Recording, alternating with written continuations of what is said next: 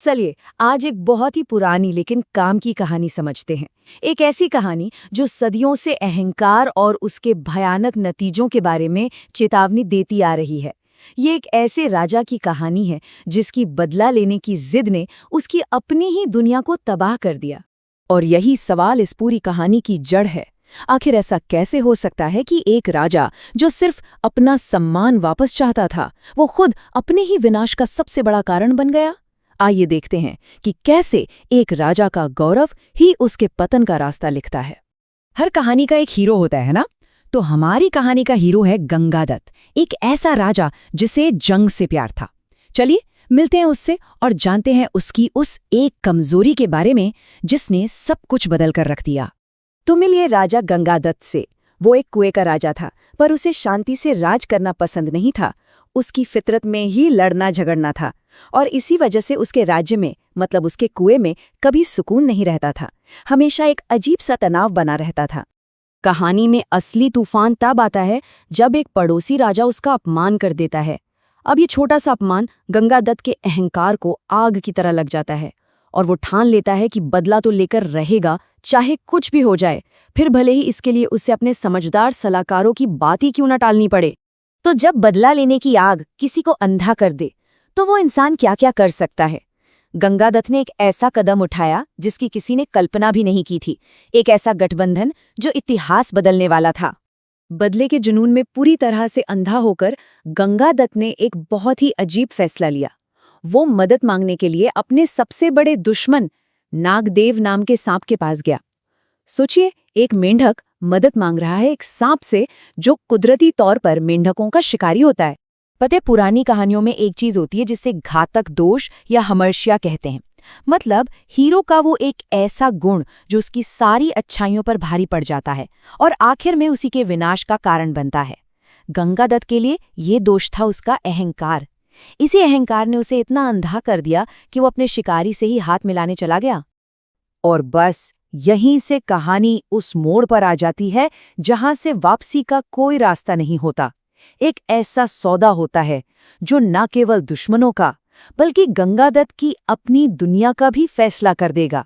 जरा उस सीन के बारे में सोचिए। एक मेढक एक सांप से मदद मांग रहा है। नागदेव को तो पहले यकीन ही नहीं हुआ, ये तो प्रकृति के नियम के ही खिलाफ था। लेकिन गंगादत्त की बेबसी और नागदेव की चालाकी ने मिलकर एक बहुत ही खतरनाक बातचीत को जन्म दिया। और फिर गंगादत्त वो भयानक प्रस्ताव रखता है जो सब कुछ बदल देता है। वो कहता है, मैं तुम्हें उनके कुएं में जाने का गुप्त रास्ता दिखाऊंगा और तुम उन सबको खा जाना। ये अपने दुश्मनों को मौत के मुंह में धकेलने का सौदा था, वो भी अपने सबसे बड़े दुश्मन के हाथों। और ये कोई बस गुस्से में लिया गया फैसला नहीं था। नहीं, ये एक पूरी सोची समझी साजिश थी, स्टेप बाय स्टेप। गंगादत्त ने अपने दुश्मनों को खत्म करने के लिए जानबूझकर शैतान से हाथ मिलाया था, शायद ये जानते हुए भी कि इसकी कीमत क्या हो सकती है। तो अब देखते हैं कि इस खतरनाक सौदे का अंजाम क्या हुआ। राजा को अपना बदला तो मिला, पर किस कीमत पर? कहानी का सबसे भयानक हिस्सा अब शुरू होता है। शुरू में तो प्लान बिल्कुल उम्मीद के मुताबिक काम कर रहा था। नागदेव ने एक एक करके गंगादत्त के सारे दुश्मनों को खत्म कर दिया। एक पल के लिए गंगादत्त को लगा कि वो जीत गया है। उसे लगा कि उसका सम्मान वापस आ गया है। लेकिन ये शांति आने वाले तूफान से पहले की खामोशी थी। पर यह जीत असल में एक धोखा थी। गंगादत्त ने सोचा था कि उसके दुश्मन खत्म हो जाएंगे, पर सच तो ये था कि अब उसके अपने लोग ही नागदेव का खाना बन रहे थे। उसने शांति की उम्मीद की थी, लेकिन उसे मिला एक खाली, वीरान और खौफ से भरा हुआ राज्य। और फिर वो पल आया जिसका गंगादत्त को डर था।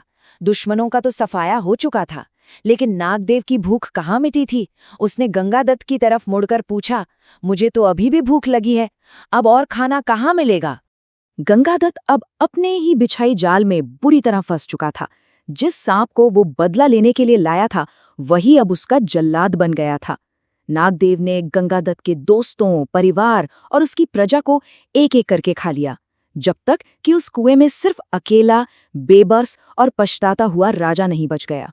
तो इस दर्दनाक कहानी से आखिर हमें क्या सबक मिलता है? राजा गंगादत्त के इस भयानक अंत से हमें क्या सीख मिलती है जो आज भी उतनी ही सच्ची है? ये कहानी हमें कुछ बहुत ही गहरे और हमेशा काम आने वाले सबक सिखाती है। ये दिखाती है कि कैसे अहंकार सही और गलत के बीच का फर्क मिटा देता है। ये हमें चेतावनी देती है कि दुश्मन से मदद मांगना एक दोधारी तलवार पर चलने जैसा है। और सबसे जरूरी बात, ये हमें याद दिलाती है कि बदला लेने की आग अक्सर सबसे पहले बदला लेने वाले को ही जलाकर राख कर देती है। और आखिर में हम इस एक सवाल के साथ इस कहानी को खत्म करते हैं। बदले की असली कीमत क्या है? क्या कोई भी अपमान इतना बड़ा हो सकता है कि उसके लिए सब कुछ कुर्बान कर दिया जाए? गंगादत्त की कहानी एक बहुत बड़ी याद दहानी है कि बदले की कीमत अक्सर हमारी सोच से कहीं ज्यादा होती है।